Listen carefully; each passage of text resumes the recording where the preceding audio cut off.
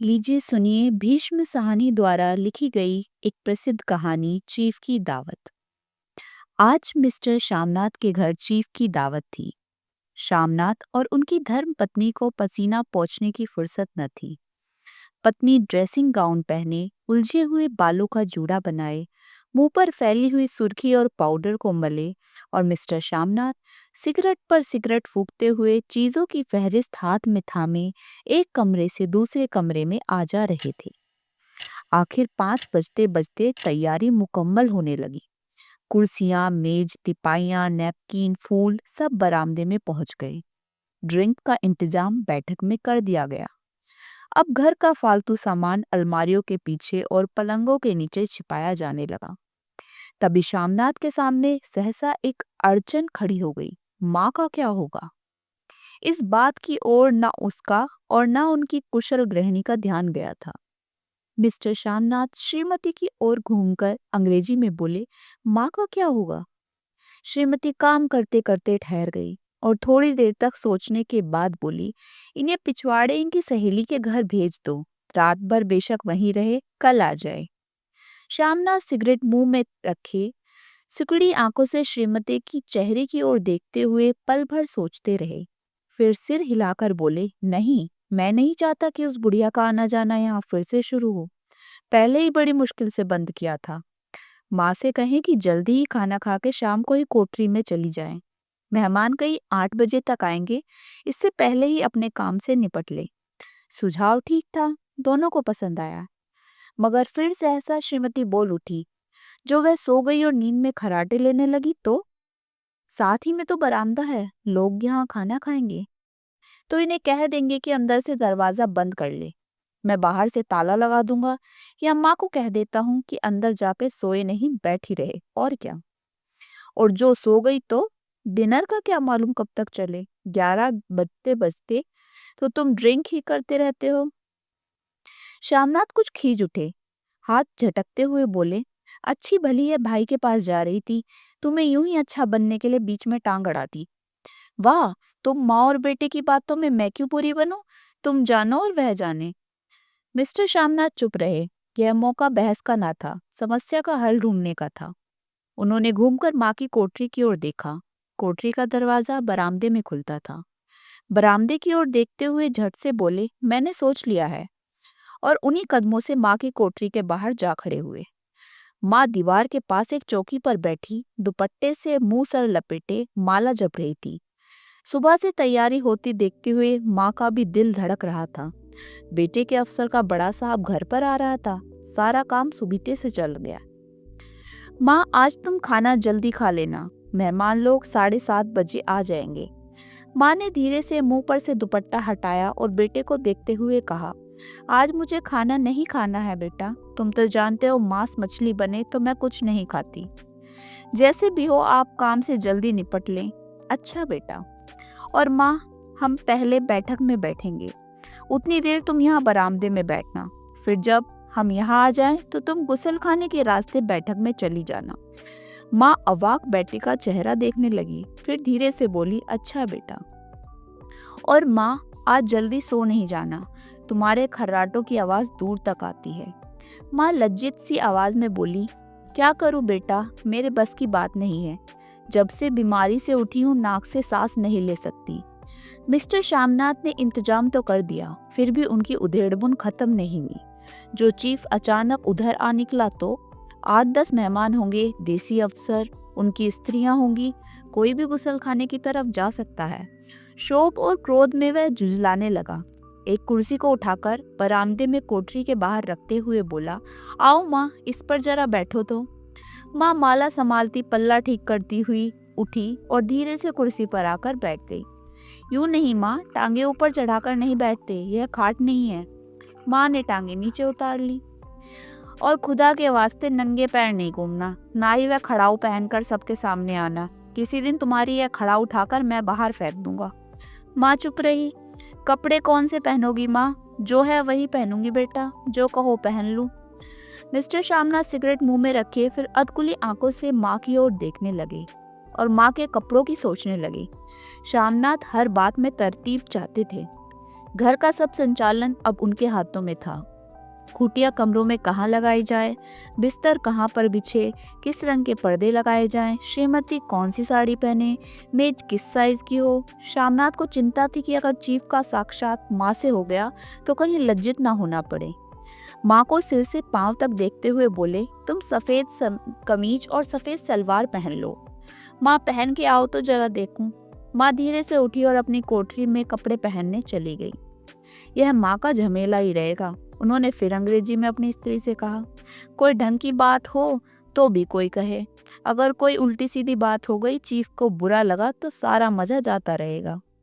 माँ सफेद कमीज और सफेद सलवार पहनकर बाहर निकली। छोटा सा कद, सफेद बाल में लिपटा, छोटा सा सूखा हुआ शरीर, धुंधली आंखें, केवल सिर के आधे बाल झड़े हुए तथा आधे पल्ले की ओट में छिप पाए थे।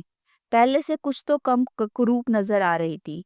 चलो ठीक है, कोई चूड़ियां उड़ियां हो तो वो भी पहन लो, कोई हर्ज नहीं। चूड़ियां कहाँ से लाऊं बेटा, तुम तो जानते हो सब जेवर तुम्हारी पढ़ाई में बिक गए। यह वाक्य शामनाथ को तीर की तरह लगा। तिनक कर बोले, यह कौन सा राग छेड़ दिया माँ, सीधा कह दो नहीं है जेवर, बस।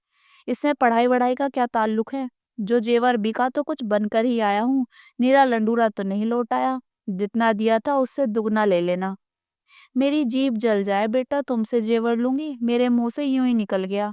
जो होते तो लाख बार पहनती। 5:30 बज चुके थे। अभी मिस्टर शामनाथ को खुद ही नहा धोकर तैयार होना था। श्रीमती कब की अपने कमरे में जा चुकी थी। शामनाथ जाते हुए एक बार फिर माँ को हिदायत करते हुए बोले, माँ, रोज की तरह गुमसुम बन के नहीं बैठी रहना। अगर साहब इधर आ निकले और कुछ पूछे तो ठीक तरह से बात का जवाब देना। मैं ना पढ़ी ना लिखी बेटा, मैं क्या बात करूंगी। तुम कह देना माँ अनपढ़ है, कुछ जानती समझती नहीं, वह नहीं पूछेगा। 7 बजते बजते माँ का दिल धक धक करने लगा। अगर चीफ सामने आ गया और उससे कुछ पूछा तो वह क्या जवाब देगी। अंग्रेज को तो दूर से ही देखकर घबरा उठती थी। यह तो अमरीकी है, ना मालूम क्या पूछे। मैं क्या कहूंगी। माँ का जी चाहा कि चुपचाप पिछवाड़े विधवा सहेली के घर चली जाए, मगर बेटे के हुक्म को कैसे टाल सकती थी। चुपचाप कुर्सी पर टांगे लटकाए वहीं बैठी रही। एक कामयाब पार्टी वह है जिसमें ड्रिंक कामयाबी से चल जाए। शामनाथ की पार्टी सफलता के शिखर चूमने लगी। वार्तालाप उसी रो में बह रहा था जिस रो में गिलास भरे जा रहे थे। कहीं कोई रुकावट न थी, कोई अड़चन न थी। साहब को विस्की पसंद आई थी, मेम साहब को पर्दे पसंद आए थे, सोफा कवर का डिजाइन पसंद आया था, कमरे की सजावट पसंद आई थी। इससे बढ़कर क्या चाहिए। साहब तो ड्रिंक के दूसरे दौर में ही चुटकुले और कहानियां कहने लग गए थे। दफ्तर में जितना रौब दिखाते थे, यहाँ पर उतने ही श्रेष्ठ पखर हो रहे थे। और उनकी स्त्री काला गाउन पहने, गले में सफेद मोतियों का हार, सेंट और पाउडर की महक से ओत प्रोत कमरे में बैठी सभी देसी स्त्रियों की आराधना का केंद्र बनी हुई थी। बात बात पर हंसती, बात बात पर सिर हिलाती और शामनाथ की स्त्री से तो ऐसे बात कर रही थी जैसे उनकी पुरानी सहेली हो। और इसी रोम में पीते पिलाते 10:30 बज गए। वक्त गुजरते पता ही न चला। आखिर सब लोग अपने अपने गिलास में से आखिरी घूंट पीकर खाना खाने के लिए उठे और बैठक से बाहर निकले। आगे आगे शामनाथ रास्ता दिखाते हुए, पीछे चीफ और दूसरे मेहमान। बरामदे में पहुंचते ही शामनाथ सहसा ठिठक गया। जो दृश्य उन्होंने देखा उससे उनकी टांगे लड़खड़ा गई और क्षण भर में सारा नशा हिरन होने लगा। बरामदे में एन कोठरी के बाहर माँ अपनी कुर्सी पर ज्यों की त्यों बैठी थी, मगर दोनों पांव कुर्सी की सीट पर रखे हुए और सिर दाएं से बाएं बाएं से दाएं झूल रहा था और मुंह में से लगातार गहरे खर्राटों की आवाज आ रही थी। जब सिर कुछ देर के लिए टेढ़ा होकर एक तरफ को थम जाता तो खर्राटे और भी गहरे हो जाते, और फिर जब झटके से नींद टूटती तो फिर सिर दाएं से बाएं झूलने लगता। पल्ला सिर पर से खिसक आया था और माँ के झड़े हुए बाल आधे गंजे सिर पर अस्त व्यस्त बिखर रहे थी। देखते ही शामनाथ क्रुद्ध हो उठे। जी चाहा कि माँ को धक्का देकर उठा दे और उन्हें कोठरी में से धकेल दे, मगर ऐसा करना संभव न था। चीफ और बाकी मेहमान पास खड़े थे। माँ को देखते ही देसी अफसर की कुछ स्त्रियां हंस दी और इतने में चीफ ने धीरे से कहा, पुअर डियर। माँ हड़बड़ा के उठ बैठी। सामने खड़े इतने लोगों को देखकर ऐसी घबराई कि कुछ कहते ना बना। झट से पल्ला सर पर रखा और फिर खड़ी हो गई और जमीन को देखने लगी। उनके पांव लड़खड़ाने लगे और हाथों की उंगलियां थर-थर कांपने लगी। माँ, तुम जाके सो जाओ। तुम इतनी देर तक जाग रही हो। और खिसियाई हुई नजरों से श्यामनाथ चीफ के मुंह की ओर देखने लगी। चीफ के चेहरे पर मुस्कुराहट थी। वह वही खड़े खड़े बोले, नमस्ते। माँ ने झिझकते हुए अपने सिमटे हुए दोनों हाथ जोड़ लिए, मगर एक हाथ दुपट्टे के अंदर माला को पकड़े हुए था, दूसरा बाहर। ठीक तरह से नमस्ते भी ना कर पाई। श्यामनाथ इस पर और खिन्न हो उठे। इतने में चीफ ने अपना दाया हाथ मिलाने के लिए माँ की ओर बढ़ाया। माँ और भी घबरा उठी। माँ, हाथ मिलाओ। पर हाथ कैसे मिलाती? दाएं हाथ में तो माला थी। घबराहट में माँ ने बायां हाथ ही साहब के दाएं हाथ पे रख दिया। श्यामनाथ दिल ही दिल जल उठे। देसी अफसरों की स्त्रियां खिलखिलाकर हंस पड़ी। यूं नहीं माँ, तुम तो जानती हो दाया हाथ मिलाया जाता है, दाया हाथ मिलाओ। मगर तब तक चीफ का बायां हाथ ही बार बार हिलाकर कह रहे थे, हाउ डू यू डू। कहो माँ, मैं ठीक हूँ, खैरियत से हूँ। माँ कुछ बड़बड़ाई। माँ कहती है, मैं ठीक हूँ, कहो माँ, हाउ डू यू डू। माँ धीरे से संकुचाते हुए बोली, हो डू डू। एक बार फिर कह कहा उठा। वातावरण हल्का होने लगा। साहब ने स्थिति संभाल ली थी। लोग हंसने चहकने लगे थे। श्यामनाथ के मन का शोक भी कुछ कुछ कम होने लगा था। साहब अपनी माँ के हाथ अभी भी पकड़े हुए थे और माँ सिकुड़ी जा रही थी। साहब के मुंह से शराब की बू आ रही थी। श्यामनाथ अंग्रेजी में बोले, मेरी माँ गांव की रहने वाली है, उम्र भर गांव में ही रही है, इसलिए आपसे लजाती है। साहब इस पर खुश नजर आए। बोले, सच? मुझे गांव के लोग बहुत पसंद है। तब तो तुम्हारी माँ गांव के गीत और नाच भी जानती होगी। चीफ खुशी से सर हिलाते हुए माँ को टिकटिकी बांधे देखने लगे। माँ, साहब कहते हैं कोई गाना सुनाओ, कोई पुराना गीत। तुम्हें तो ये कितने याद होंगे। माँ धीरे से बोली, मैं क्या गाऊंगी बेटा, मैंने कब गाया है। वाह माँ, मेहमान का कहा कोई टालता है। साहब ने इतने रीझ से कहा है, नहीं गाओगी तो साहब बुरा मानेंगे। मैं क्या गाऊं बेटा, मुझे क्या आता है। वाह, कोई बढ़िया टप्पे सुना दो, दो पत्तर अनारा दे। देसी अफसर और उनकी स्त्रियों ने एक सुझाव पर ताली पीटी। माँ कभी दीन दृष्टि से बेटे के चेहरे को देखती, कभी पास खड़ी बहू के चेहरे को। इतने में बेटे ने गंभीर आदेश भरे लहजे में कहा, माँ। इसके बाद हाँ या ना का सवाल ही नहीं उठता था। माँ बैठ गई और क्षीण दुर्बल लरजती आवाज में वह पुराना विवाह का गीत गाने लगी। हरियाणी माए हरियाणी भेड़े, हरिया ते भागी भरिया है। देसी स्त्रियां खिलखिला के हंस उठी। तीन पंक्तियां गाकर माँ चुप हो गई। बरामदा तालियों से गूंज उठा। साहब तालियां पीटना बंद ही ना करते थे।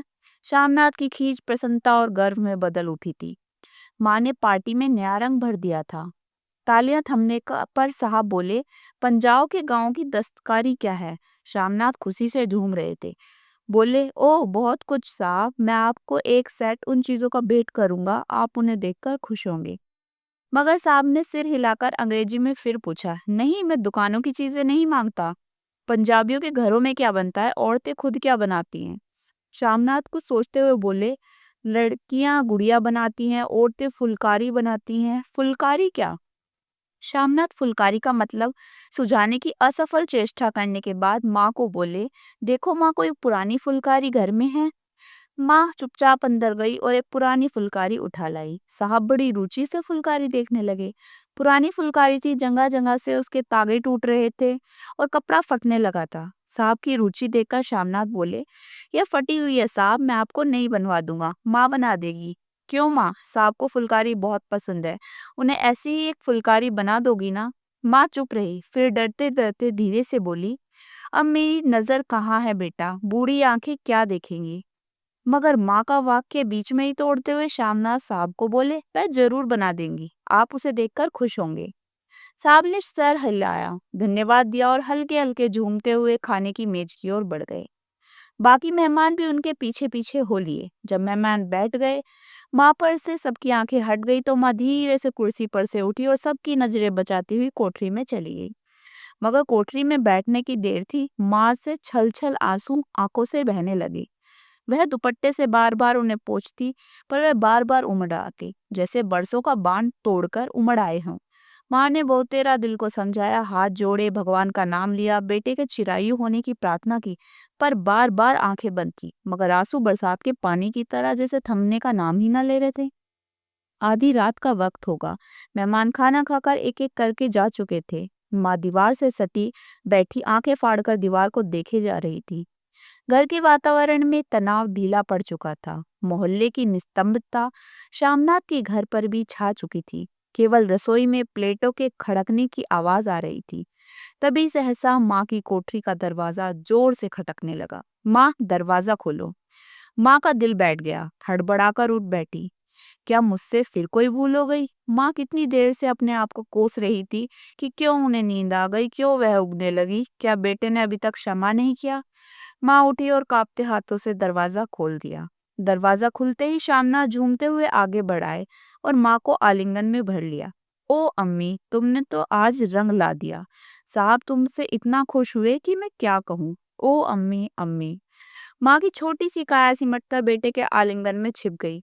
माँ की आंखों में फिर आंसू आ गए। उन्हें पोंछती हुई धीरे से बोली, बेटा तुम मुझे हरिद्वार भेज दो, मैं कब से कह रही हूँ। शामनाथ का झूमना सहसा बंद हो गया और उनकी पेशानी पर फिर तनाव के बल पड़ने लगे। उनकी बाहें माँ के शरीर पर से हट आई। क्या कहा माँ, ये कौन सा पुराना राग तुमने फिर छेड़ दिया? श्यामनाथ का क्रोध बढ़ने लगा था। बोलते गए, तुम मुझे बदनाम करना चाहती हो ताकि दुनिया कहे कि बेटा माँ को अपने पास नहीं रख सकता। नहीं बेटा, अब तुम अपनी बहू के साथ जैसा मन चाहे रहो। मैंने अपना ख्वाब पहन लिया, अब यहाँ क्या करूंगी? जो थोड़े दिन जिंदगानी के बाकी हैं, भगवान का नाम लूंगी। तुम मुझे हरिद्वार भेज दो। तुम चली जाओगे तो फुलकारी कौन बनाएगा? साहब से तुम्हारे सामने ही फुलकारी देने का इकरार किया है। मेरी आंखें अब नहीं है बेटा जो फुलकारी बना सकूं। तुम कहीं और से बनवा लो, बनी बनाई ले लो। माँ, तुम मुझे धोखा दे के यूं चली जाओगी, मेरा बनता काम बिगाड़ोगी। जानती नहीं साहब खुश होगा तो मुझे तरक्की मिलेगी। माँ चुप हो गई। फिर बेटे के मुंह की ओर देखती हुई बोली, क्या तेरी तरक्की होगी? क्या साहब तेरी तरक्की कर देगा? क्या उससे कुछ कहा है? कुछ नहीं, मगर देख के नहीं कितना खुश हो गया। कहता था जब तेरी माँ फुलकारी बनाना शुरू करेगी तो मैं देखने आऊंगा कि कैसे बनाती है। जो साहब खुश हो गए तो मुझे इससे बड़ी नौकरी भी मिल सकती है, मैं बड़ा अफसर बन सकता हूँ। माँ के चेहरे का रंग बदलने लगा। धीरे धीरे उनकी झुर्रियों भरा मुख खिलखिलाने लगा। आंखों में हल्की हल्की चमक आने लगी। तो तेरी तरक्की होगी बेटा। तरक्की यूं ही थोड़ी हो जाएगी। साहब को खुश रखूंगा तो कुछ करेगा, वरना किसकी खिदमत करने वाले और थोड़े हैं। तो मैं बना दूंगी बेटा, जैसा बन पड़ेगा बना दूंगी। और माँ दिल ही दिल फिर बेटे के उज्जवल भविष्य की कामनाएं करने लगी। और मिस्टर श्यामनाथ, अब सो जाओ माँ, कहते हुए तनिक लड़खड़ाते हुए अपने कमरे की ओर घूम गए।